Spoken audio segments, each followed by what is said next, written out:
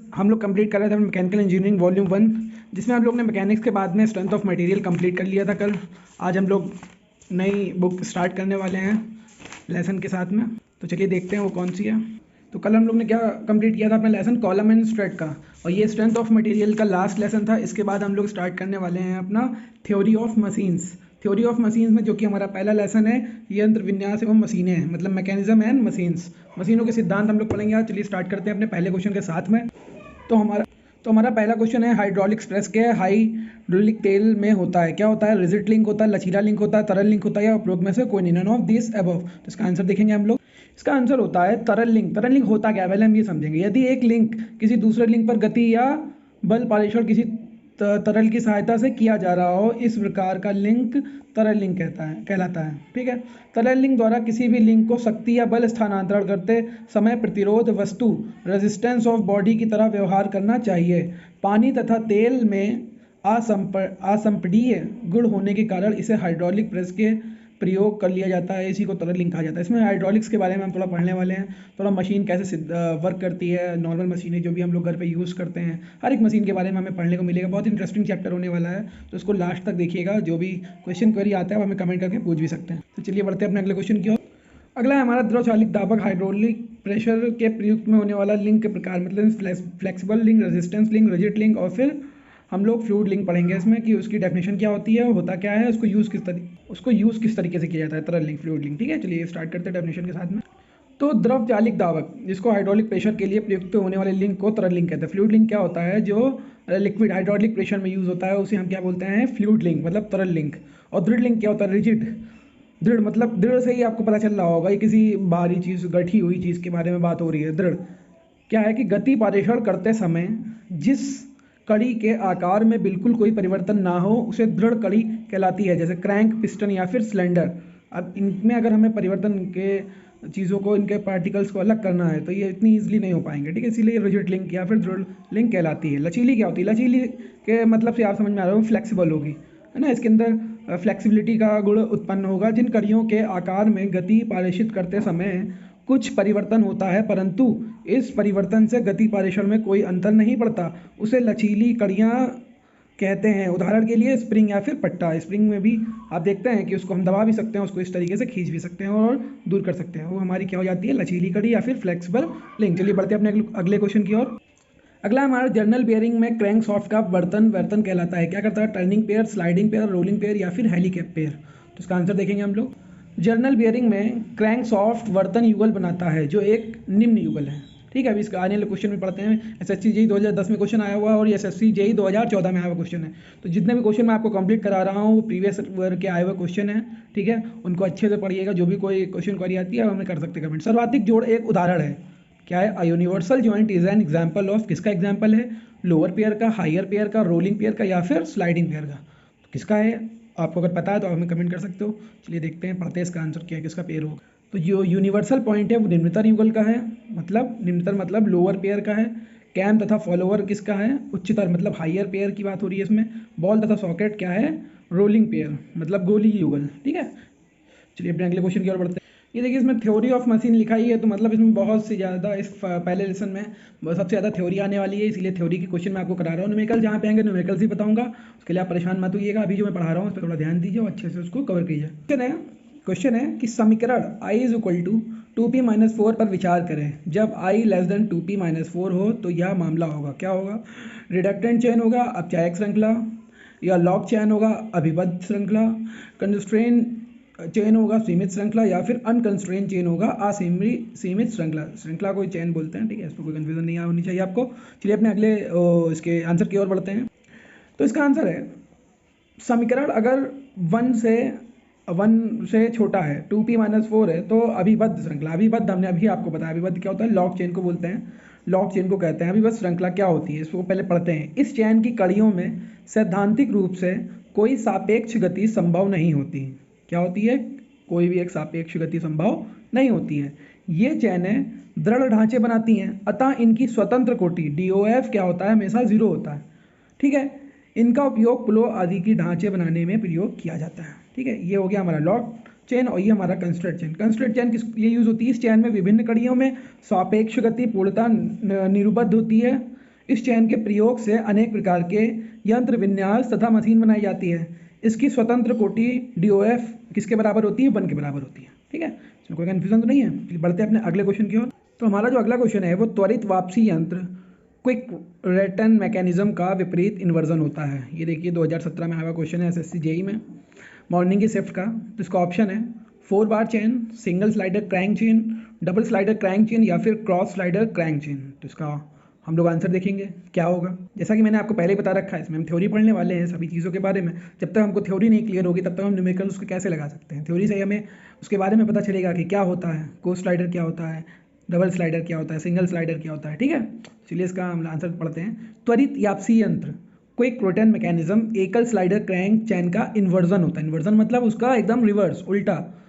ठीक है, त्वरित वापसी यंत्र विन्यास को द्वैत वापसी यंत्र विन्यास कहते हैं या शेपर तथा स्लॉटर मशीनों में प्रयोग किया जाता है। एक स्लाइडर क्रैंक श्रृंखला में 3 घुमाऊ युगल तथा एक सरकने वाला युगल होता है। इस चैन में प्रमुख उत्क्रमण निम्न प्रकार हैं। कौन कौन से हैं? दोलन सिलेंडर इंजन, द्वित वापसी यंत्र इंजन, पेंडुलम पंप और क्या होता है, नोम इंजन अथवा घूर्णी अंतर्दहन इंजन। ठीक है, चलिए बढ़ते हैं अपने अगले क्वेश्चन की ओर। अगला है हमारा किनेमैटिक चेन में द्वितीयक जोड़ किसके समतुल्य होता है। VRML JEE 2016 में आया क्वेश्चन है। 2 बाइनरी जॉइंट्स, 3 बाइनरी जॉइंट्स या फिर 1 बाइनरी जॉइंट्स या फिर 4 बाइनरी जॉइंट्स। ये देखिए 2016 में आया क्वेश्चन, इसका आंसर देखते हैं हम लोग। कोई शुद्ध गति युगलों काइनेमेटिक स्पेयर को मिलाने से बनी चैन शुद्ध गति चैन कहलाती है। इस चैन के प्रत्येक कड़ी 2 युगलों का सदस्य होती है और 2 कड़ियों के बीच सापेक्ष गति पूर्णतः निरुद्ध होती है। यह निरुद्ध चेन भी कहलाती है। सरल शुद्ध गति चैन या 4 युगलों से बनी हुई होती है तथा यौगिक शुद्ध गति चैन 4 से अधिक युगलों के मिलाने से बनती है। शुद्ध गति चैन में द्वितीयक जोड़ 2 बाइनरी जोड़ के समतुल्य होता है। समतुल्य मतलब क्या होता है? बराबर होता है। ठीक है, निम्न युगलों वाली शुद्ध गति चैन के लिए निम्नलिखित 2 प्रतिबंध संतुष्ट होना चाहिए। कौन कौन सा होना चाहिए? L = 2p-4, जहाँ पे L क्या है? कड़ियों की संख्या है, नंबर ऑफ कड़ी। L = 2/3, J+2 होना चाहिए। J हमारे जोड़ों की संख्या है और P हमारा युगलों की संख्या। क्लियर है ना? चलिए बढ़ते हैं अपने अगले क्वेश्चन की ओर। ये बहुत ही इंटरेस्टिंग क्वेश्चन है, इसको देख लेते हैं एक बार। NMRC 2017 में आया क्वेश्चन है ये कि जब किसी शुद्ध गतिकी या चेन में किसी एक लिंक कड़ी को फिक्स कर दिया जाए तो वह चैन कहलाती है। वो कौन सी चैन कहलाएगी? इसका ऑप्शन है मशीन, इन्वर्जन, स्ट्रक्चर या फिर मैकेनिज्म। तो इसमें मैकेनिज्म डेफिनेशन पढ़ लेते हैं। क्या है मैकेनिज्म? मैकेनिज्म को हिंदी में यंत्रावली बोलते हैं। यदि कई सारी बॉडी पार्ट्स को इस प्रकार से संयोजित किया जाए, मतलब मैकेनिक्स को समझिएगा, मैकेनिज्म किसको बोलते हैं? कई सारे, मतलब एक जैसे मान लीजिए हम कोई